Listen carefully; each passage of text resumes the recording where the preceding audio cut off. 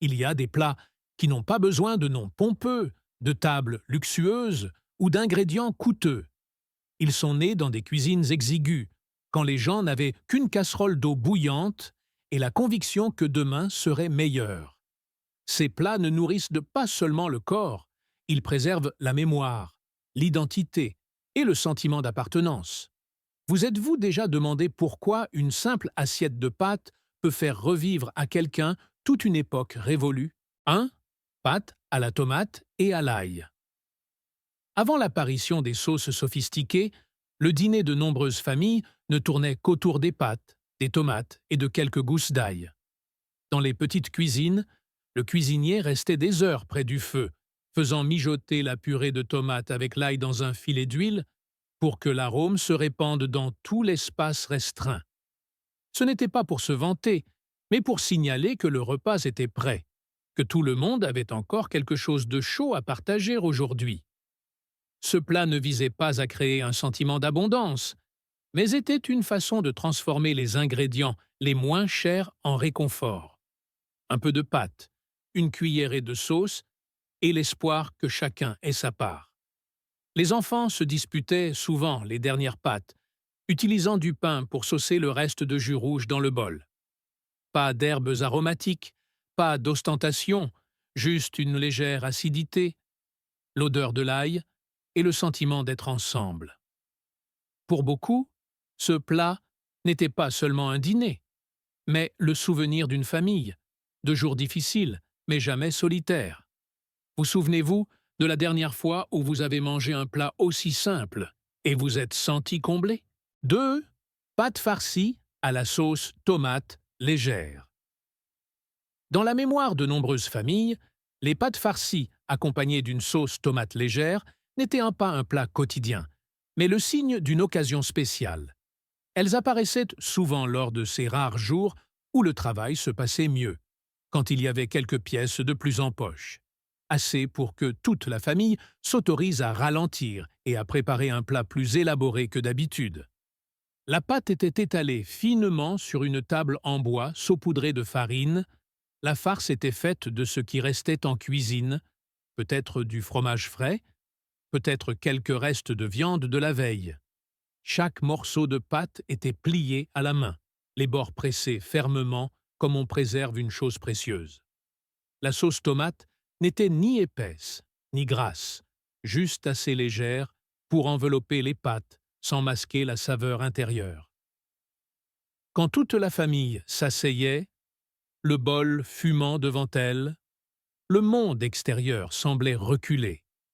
Le bruit, les soucis, la pression du lendemain disparaissaient temporairement.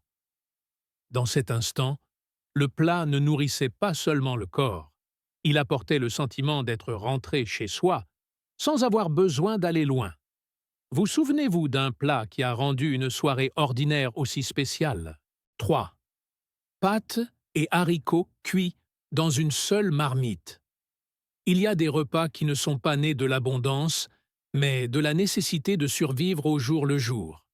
Les pâtes aux haricots sont l'un de ces plats, un mets qui peut mijoter silencieusement sur le feu pendant des heures, comme s'il attendait patiemment le retour de toute la famille.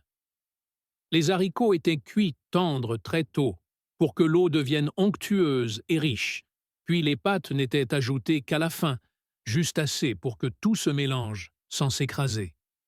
Parfois, il n'y avait que de l'oignon, de l'ail et un peu de graisse restante pour donner du goût.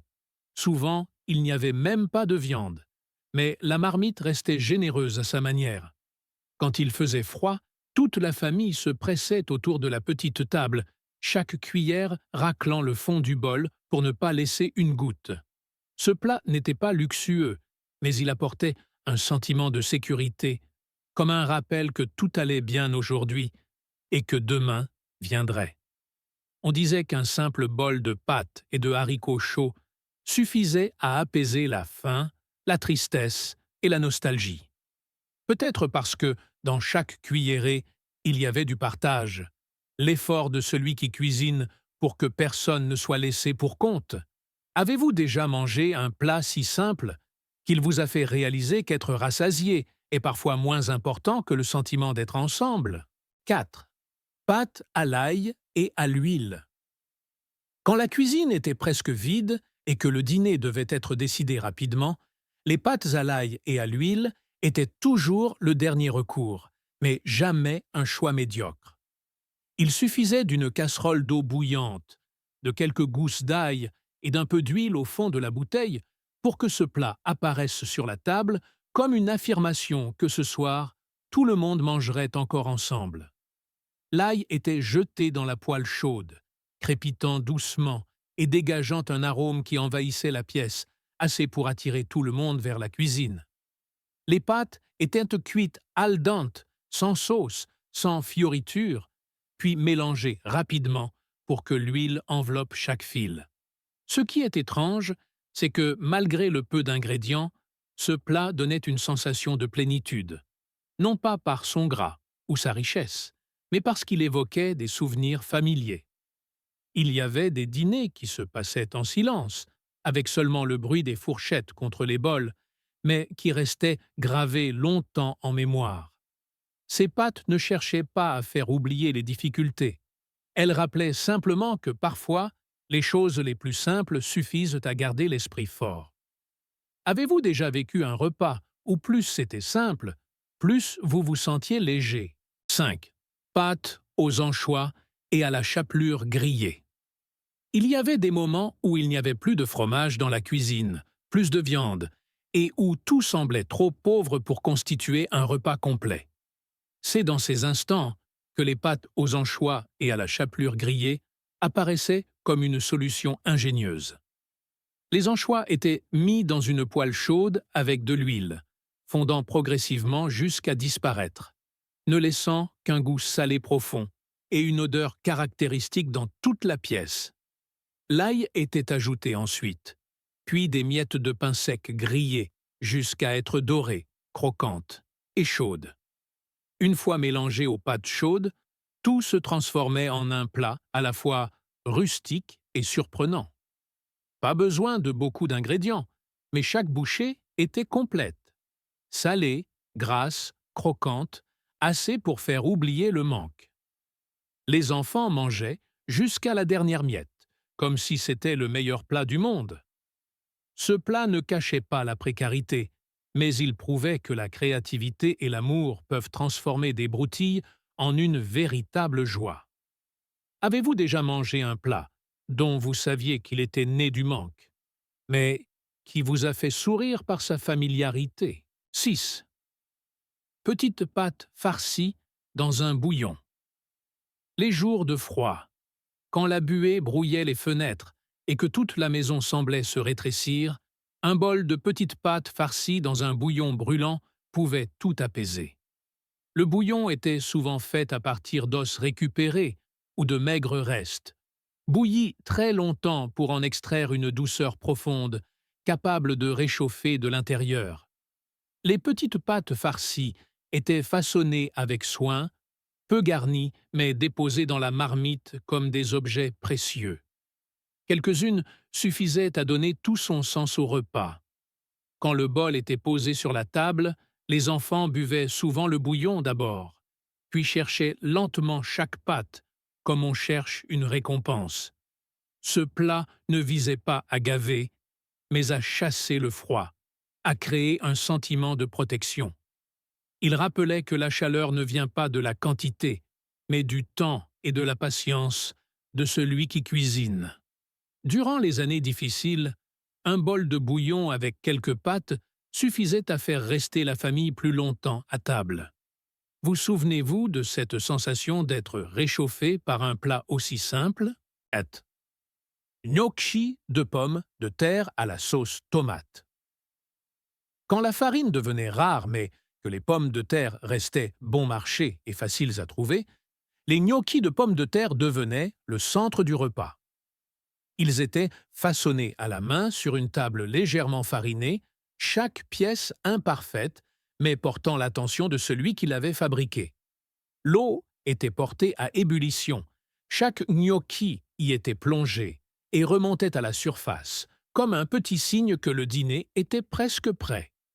La sauce qui l'accompagnait n'était pas compliquée, juste des tomates cuites avec de l'ail et le peu d'épices restantes, assez pour envelopper la tendresse des pâtes sans l'écraser.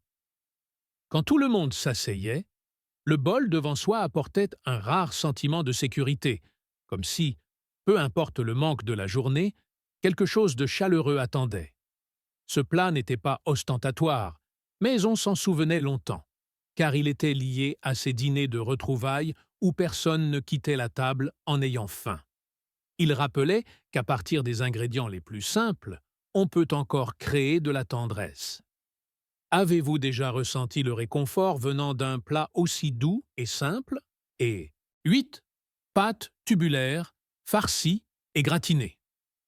Il y avait des jours de la semaine qui passaient silencieusement et avec économie, pour qu'enfin, lors d'une rare soirée, la cuisine devienne soudainement plus animée que d'habitude. Les pâtes farcies au four apparaissaient lors de telles occasions, quand la famille s'autorisait à s'arrêter et à préparer un plat plus long, non par abondance, mais par besoin d'une raison de se sentir spécial. La farce était un mélange de ce qui restait.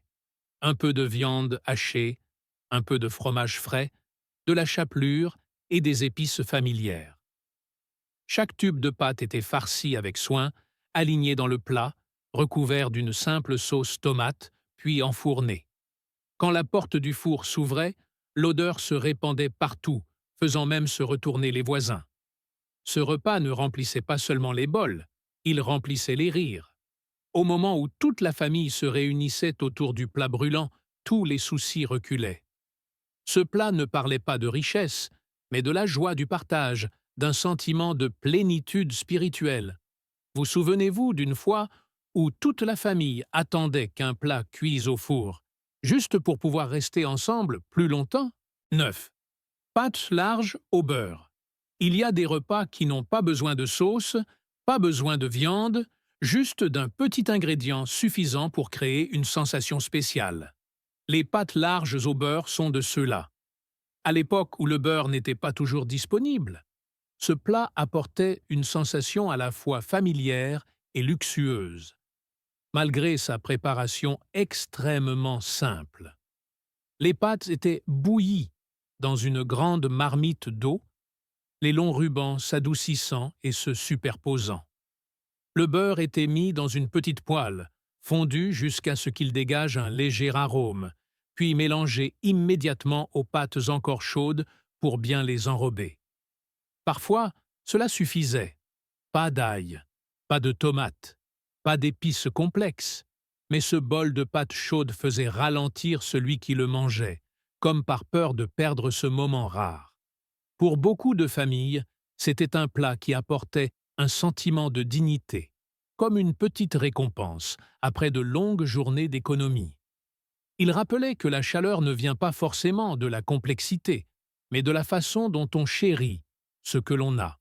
Avez-vous déjà mangé un plat si simple qu'il vous a fait réaliser que, parfois, un tout petit peu suffit? 10. Pâtes aux légumes et bouillons légers. Quand l'argent venait à manquer et que la saison froide s'éternisait, les derniers repas revenaient souvent à l'essentiel. Des pâtes, des légumes et un bouillon léger. Ce n'était pas tout à fait une soupe, ni tout à fait des pâtes sèches, mais un entre-deux, suffisant pour réchauffer le corps et faire durer le repas un peu plus longtemps. On utilisait les légumes restants, peut-être des carottes un peu flétries, de petites pommes de terre ou quelques légumes verts simples. Les pâtes n'étaient pas nombreuses, juste assez pour donner une sensation de satiété, jetées dans la marmite à la fin pour absorber les saveurs qui avaient mijoté longtemps. Quand le bol était servi, la vapeur montait avec une odeur familière, incitant naturellement la famille à se rapprocher. Ce plat ne marquait pas par sa force gustative, mais par le sentiment de résilience qu'il portait. Il représentait ces époques où l'on apprenait à vivre lentement, à partager et à être patient. C'est peut-être pour cela que des années plus tard, il suffit de sentir ce simple bouillon pour que les vieux souvenirs reviennent avec clarté. Pensez-vous que les plats les plus simples sont souvent ceux qui restent le plus longtemps en mémoire?